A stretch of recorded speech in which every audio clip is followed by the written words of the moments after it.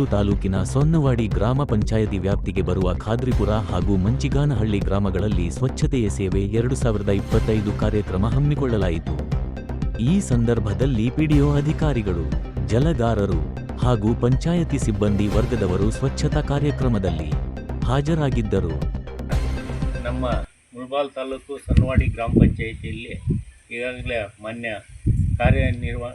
ಮುಖ್ಯ ಕಾರ್ಯನಿರ್ವಹಣಾಧಿಕಾರಿಗಳ ಆದೇಶದಂತೆ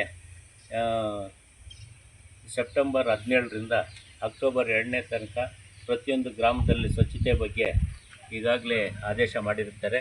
ಅದರಂತೆ ನಮ್ಮ ಗ್ರಾಮ ಪಂಚಾಯಿತಿ ಸಿಬ್ಬಂದಿ ಮತ್ತು ಜಲಗಾರರು ಹಾಗೂ ಪ್ರತಿಯೊಂದು ಗ್ರಾಮದಲ್ಲಿಯೂ ಹಂತವಾಗಿ ಪ್ರತಿಯೊಂದು ದಿವಸನೂ ಹಮ್ಮಿಕೊಂಡಿದ್ದೀವಿ, ಸ್ವಚ್ಛತೆಗೆ ಕಾರ್ಯನಿರ್ವಹಿಸ್ತಾ ಇದ್ದೀವಿ.